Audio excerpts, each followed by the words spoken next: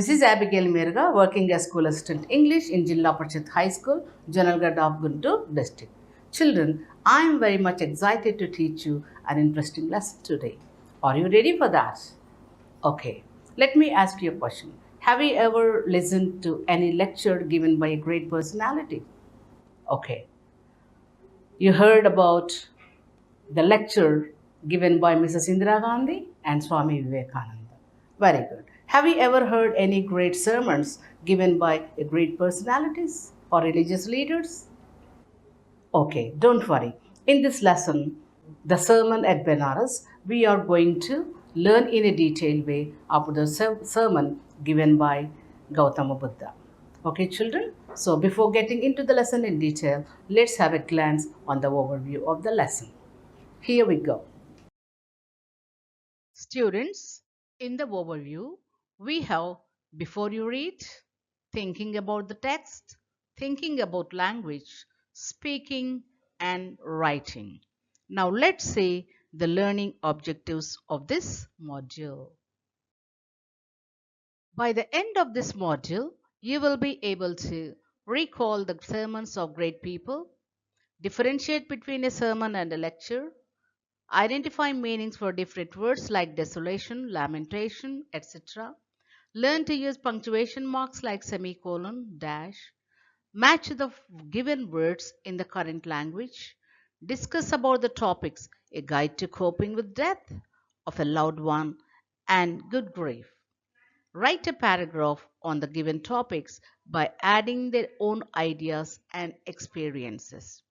Children, let's know the title of the lesson. Students, today we are going to learn a lesson, The Sermon at Benares, written by Betty Renshaw from First Flight of Class 10. Let's know about the author. The source of the lesson. This lesson was written by Betty Renshaw. Betty Louise Renshaw Barber was born in Shannon, Mississippi on September 3, 1927. She taught at preschool level for several years. The Sermon at Benares is a part of her book Values and Voices. In this lesson, she depicted how a royal prince left to find the truth behind all the sufferings in the world. Students, let's see an activity under before you read. What is a sermon? And what is a lecture? Is there any difference from a lecture or a talk? Let's see. A sermon is a talk on religious or moral subjects. So, the sermon is given by the preachers, sage, or any other person related to religion. But whereas a lecture, it is an educational talk. So it can be by a teacher or a professor or a leader or a politician. So they give lecture. So lecture can be given by anybody, and then but sermon is specifically related to the religious aspect. Children, now keep your dictionaries ready and let us know the meanings for the given words. Now all of you open your dictionaries. I tell you the word and then you have to find the meanings. Okay. Afflicted with, be composed, desolation, lamentation, procure, be subject to. Okay, children. Now let's see the meanings for the words. Students, now let's know the meanings for the words. Afflicted with means affected by suffering, disease or pain. Be composed means having feelings under control. The word desolation means filled with deep sorrow. And meaning for the word lamentation is expression of sorrow. So procure means to get or to obtain. And finally, we have the word be subject to means to be affected by, something. Children, have you heard of the Sermon on the Mount? Do you know who delivered it? Okay, the Sermon on the Mount was delivered by Jesus Christ. Students, do you know who delivered Sermon at Benares? Okay, so here the Sermon at Benares was delivered by Gautama Buddha. Children, shall we get into the lesson now? Okay. Gautama Buddha began his life as a prince named Siddhartha Gautama in northern India. At 12, he was sent away for schooling in the Hindu sacred scriptures, and 4 years later, he returned home to marry a princess. They had a son and lived for 10 years as a befitted royalty. At about the age of 25, the prince heretofore shielded from the suffering of the world, while out hunting chanced upon a sick man, then an aged man, then a funeral procession, and finally a monk begging for alms. These sights so moved him that he at once went out into the world to seek enlightenment. And then concerning the sorrows he had witnessed. Students, watch these visuals. As I told you already, while the prince was out for hunting, he came across a sick man and a man begging for alms, and he saw a procession carried a dead body, that is, a funeral procession, and he also came across an aged person. So these incidents moved him a lot. Gautama Buddha went in search of enlightenment for about 7 years before he finally came across a peepal tree and chose to sit under it till he became awakened. Finally, he attained salvation. After 7 days, he decided to retitle the tree as Bodhi tree, the tree of wisdom. He himself came to be known as Buddha, means the awakened. Now let's move little further. The Buddha preached his first sermon at the holy city of Benares, most holy of the dipping places on the river Ganges. That sermon has been preserved and is given here. It reflects Buddha's wisdom and one inscrutable kind of suffering. He even began preaching his new realizations, and his first sermon was given at the city of Benares. The city of Benares is known to be sacred as it is resides on the banks of the river Ganges. The first sermon he gave was preserved and is famous till today. It gives a new perspective to man's unending sufferings. Children, here is a question for you. Your question on the screen. Who gave the sermon at Benares? Your options: A.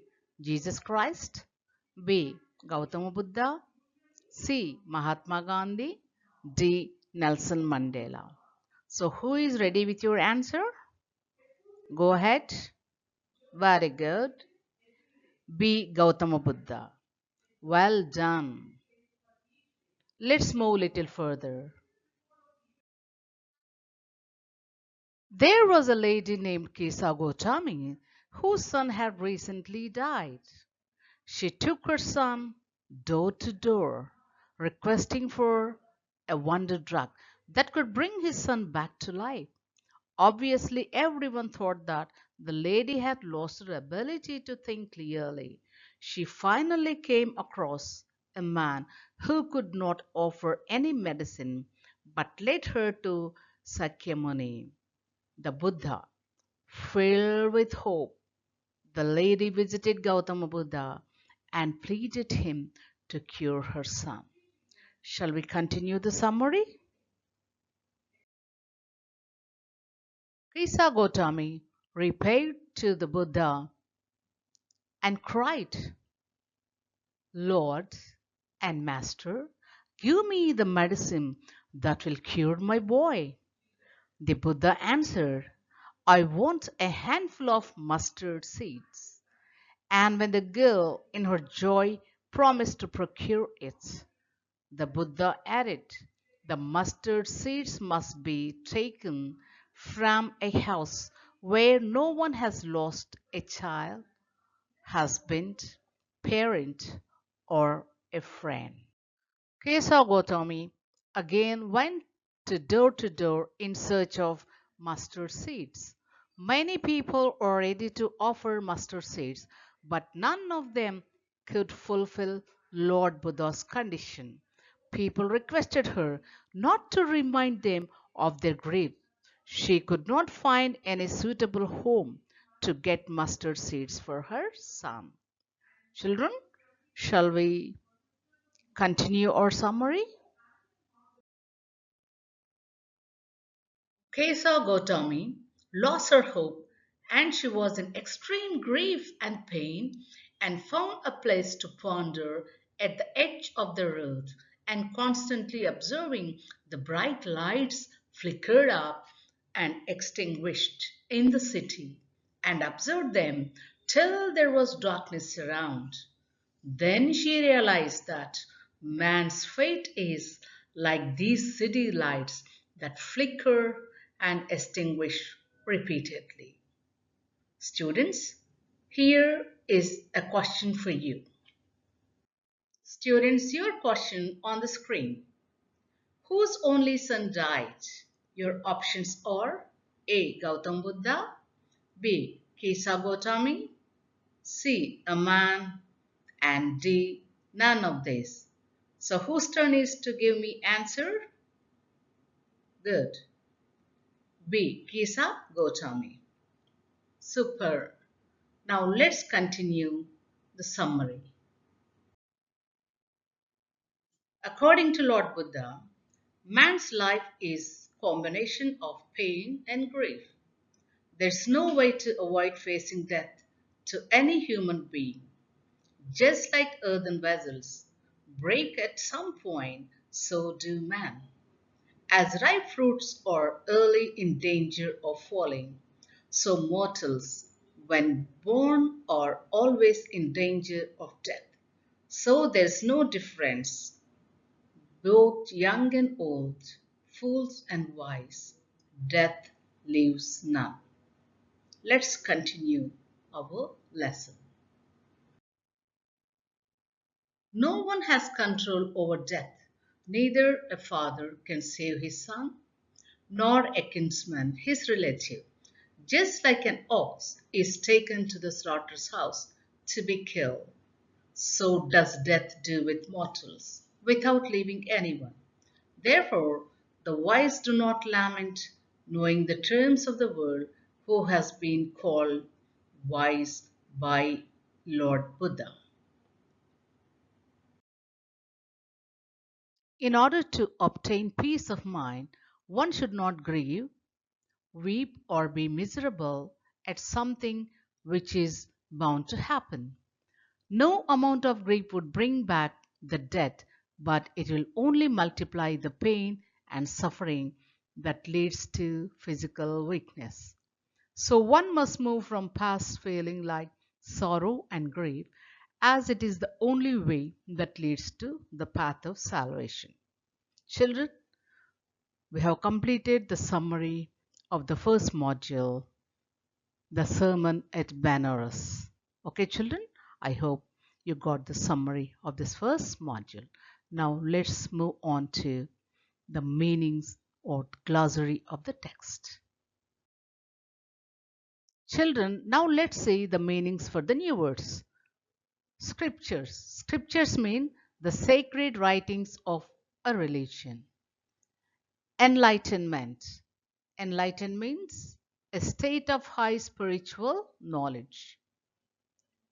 And then alms. Alms means money or food given to poor or charity. Now let's see some more meanings for the new words. Students, now let's know the meanings for the word chance upon. Means come across by a chance. Mortal. Mortal means those bound to die. Weary means tired. Preserved means kept safe. Slaughter means killing. And inscrutable means something which cannot be understood. Children, I hope you got the meanings for the new words from the lesson, the sermon at Benares. Children, so far we have learnt about the author, summary of the lesson, the sermon at Benares, and meanings for the new words, and you have given wonderful answers in assessment. Now let's move on to thinking about the text. Under thinking about the text, we have 5 questions. The first one is, when her son dies, Kaisa Gotami goes from house to house. What does she ask for? Does she get it? Why not? Now you have learned the lesson and you have understood the summary, and now you have to give me answer. Okay, who is ready with the answer? Kaisa Gotami overcame with grief and agony. When her beloved son died, she carried the dead body of her son in her arms and went from house to house to bring him to life. It was not possible to cure him. Well done. Your next question on the screen. Kisa Gotami again goes from house to house after she speaks with the Buddha. What does she ask for the second time around? Does she get it? Why not? Yes, again for the second time she went in search of something what told by Buddha. So now what is it? Who is ready with your answer? Very good. Gautam Buddha asked Kaisa Gotami to bring a handful of mustard seeds from a house where there is no one has lost of a child, husband, parent, or a friend. She knocked many doors but could not find any such house. That means death is inevitable as human beings are mortal. I hope you have listened to the lesson very well. So that's why you are giving a wonderful answer. Well done. Here comes your question under thinking with the text. What does Kisa Gotami understand the second time that she failed to understand the first time? Was this what the Buddha wanted her to understand? So who is ready with your answer? Okay, go ahead. She now understands that death is inevitable. She thinks over the fate of men. Their lives are like the lights of the city, which flickers and extinguishes again. Yes, it is this truth that Gautama Buddha wanted her to understand. Very good, children. Students, here comes your question on the screen. Gautama Buddha got enlightenment under dash tree. Your options are A. Banyan, Mango, C. Ashoka, D. Bodhi. So who is ready with your answer? Come on. D. Bodhi. Well done. Students, get ready for another question. Choose the suitable meaning for the word desolation. Your options are A. Disaster, B. Feeling lonely or separate. C. Pity. And D. Mourning. So whose turn is to give me answer for this? Okay, go ahead. Feeling lonely or separate. Well done. Students, here comes your question on the screen. Human life has been compared with your options: A. Water, B. Silver vessels, C. Metal vessels, D. Earthen vessels that break soon. So who is ready with your answer? Very good. D. Earthen vessels that break soon. Well done.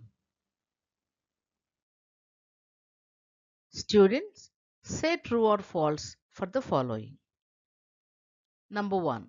A sermon is related to religious and moral aspect. Is it true or false? Very good. True. Next one. Gautam Buddha gave the first sermon at Benares. Is it true or false? Very good. It is true. An educational talk is called a sermon. Do you agree with it? What's your answer? False. Absolutely, it is false because an educational talk is called a lecture, whereas a sermon is related to religion or moral aspect is called a sermon. Next one. By weeping or crying, we can overcome sorrows. What do you say for this? Yes, it is false. So by weeping or crying, we cannot overcome. Instead, we become very weak. So we have to keep all our griefs and sorrows aside and then we can move further. Now children, let's move on to thinking about language. Children, have you ever seen these symbols anywhere? Okay, so what are these symbols called? Do you know this? Very good. It is semicolon and this is dash. Do you know when do we use the semicolon or the dash in our language or speaking? Let's know about the semicolon and dash. Okay. We can combine sentences using words like and, or, but, yet, and then. Generally, we combine sentences by using the words like and, or, but, yet, and then. But sometimes no such words seem appropriate.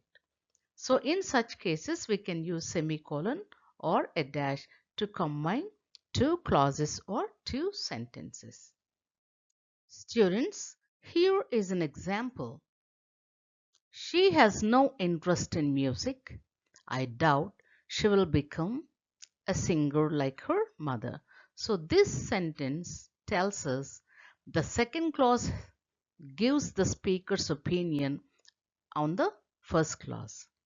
So here I will give you one sentence from the textbook. So what you have to do, you have to break up the sentence into three simple sentences. Can you then say which has better rhythm when you read it? The single sentence using semicolons or three simple sentences? Now let's see in the next slide. Students, let's see an example from the text. For there is not any means by which those who have been born can avoid dying. After reaching old age, there is death of such a nature or living being. Now let's see how we can write and how it seems or sounds when we use semicolons in this sentence. The single sentence using semicolon has better rhythm. This implies that the three parts of the sentence are connected to each other in their meaning. The second clause gives detailed information about the first clauses. Next, the third clause is therefore directly related to both the first and the second clauses. Their meaning are conveyed in a better way when they are joined by semicolons. Okay, children? Now let's see another exercise under thinking about language. Students, this text is written in an old-fashioned style. Look for the following words and phrases in the text and try to rephrase them in more current language based on how you understand them. Okay, children?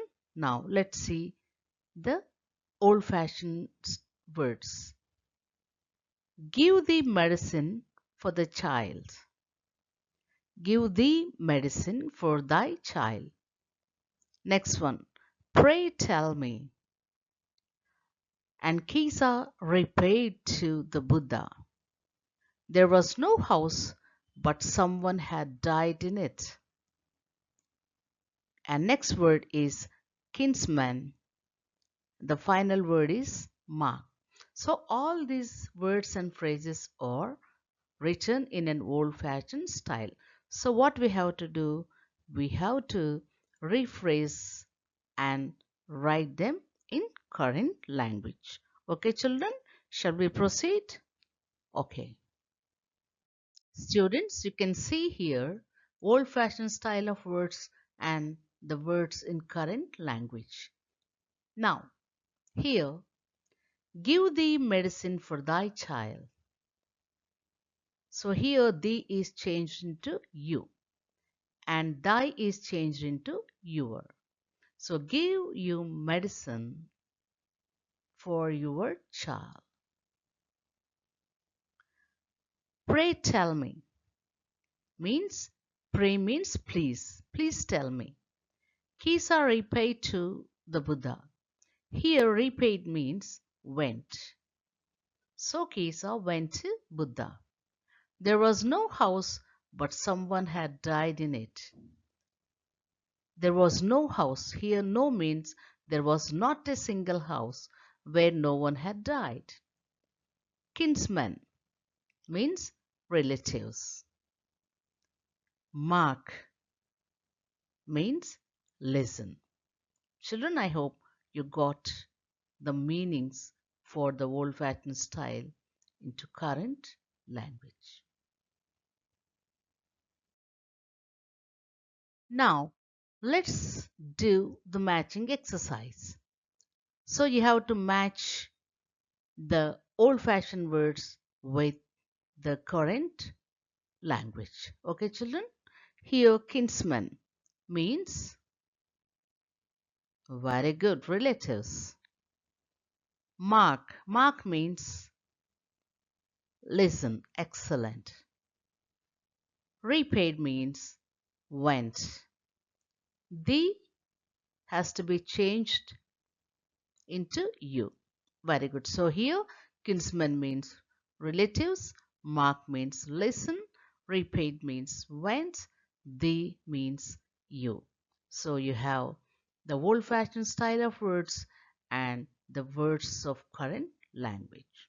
You have done a very good job. Students, let's move on to speaking activity. Under speaking, we have two texts to read. Number one, a guide to coping with the death of a loved one, and then good grief. So what you have to do while you are reading a guide to coping with the death of a loved ones, you'll come across different words related to grief like sadness, anger, guilt and self-reproach, anxiety, loneliness and fatigue. So you can have a number of meanings in the dictionary as well as in your text. So you have to sit in groups and then discuss about the topic and then you have to present in the class. Okay, students, now let's move on to the activity under speaking. Students, here is a task for you. Reach out to others in grief. That means you have to reach the people who are in grief and sorrow. But some people, they don't like you to come and comfort them, but they don't accept. But what you have to do, you must be patient and let the grieving person know that you care and there to support him or her. So you have to give assurance that you are with them in their sorrow. So in that way, you have to go and reach the people and you have to comfort. Okay, children? Now let's move on to writing. Students, under writing, you have three topics. Teaching someone to understand a new or difficult idea. The second one, helping each other to get over difficult time. Third one, thinking about oneself as unique or as one among billions of others.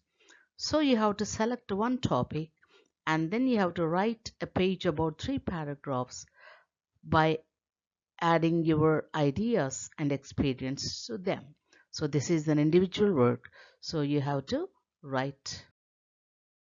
Students, you have a home task here. So you have to answer for 4 and 5 questions from the text under thinking about the text. Okay, children? Students, so far we have seen the summary and you have learned the meanings for the new words and you have wonderfully answered the question under assessment and we have completed the speaking activity and writing activities and you have also got the home tasks. So we will meet in other class with the continuation of the lesson. Until then, take care. Bye bye. Thank you.